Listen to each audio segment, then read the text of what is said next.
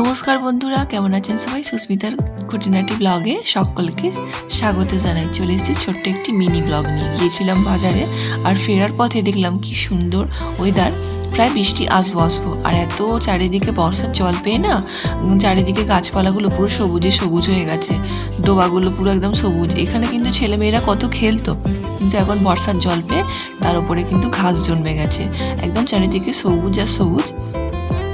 প্রায় বৃষ্টি নামবো তো সেই সময় বাজার থেকে ফিরছিলাম, আর তাই জন্য এই প্রাকৃতিক সুন্দর দৃশ্যটি আপনাদের সঙ্গে শেয়ার করছি।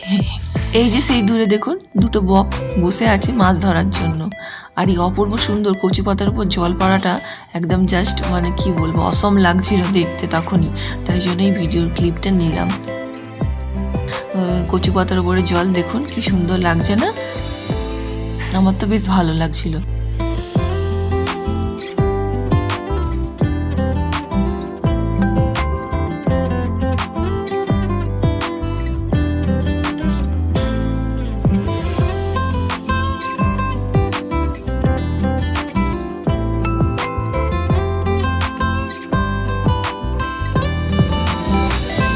তবে জানেন, এই বর্ষা বাদলের দিনে যতটা প্রাকৃতিক সুন্দর মনোরম দৃশ্য পাওয়া যায়, কিন্তু এই গাছগুলো কিন্তু বর্ষার জল পেয়ে এত বেড়ে ওঠে, তাকে কিন্তু না পরিষ্কার করলে হয় না। তাই আজকে বাড়িতে এসেছি, আর এই যে ছাদে গাছগুলো হয়ে রয়েছে দেখছেন, এইটা কিন্তু আজকে ভালো করে পরিষ্কার করা হয়েছে। ছাদের উপরটা পরিষ্কার করা হয়ে গিয়েছে, তখন ভিডিওটা করতে পারিনি।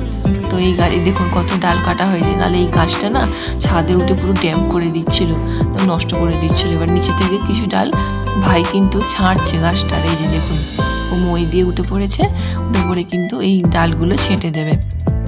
আর আমি এক্ষুনি নিচে যাব মইটা ধরতে, নাহলে কিন্তু পড়ে যাওয়ার সম্ভাবনা।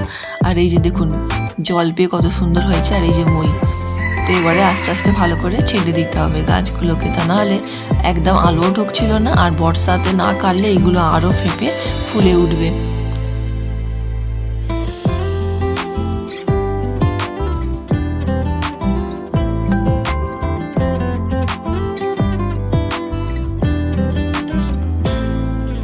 তাড়াতাড়ি ভাগ্যিস গাছের ডালগুলো কাটা হয়ে গিয়েছে, আর ডালগুলো কাটা হয়ে যাওয়ার পরে এই দেখুন কি সুন্দর ঝমঝম করে বৃষ্টি চলে এসছে, আর এদিকে মা কিন্তু রান্না বসিয়ে দিয়েছে। বৃষ্টি হলেও খিচুড়িটা বাড়িতে খুব একটা কেউ পছন্দ করে না। বন্ধুরা, মিনি ব্লগটা তাহলে এখানে আর শেষ করি। ভালো লাগলে একটা লাইক, কমেন্ট, শেয়ার, সাবস্ক্রাইব করবেন। টাটা।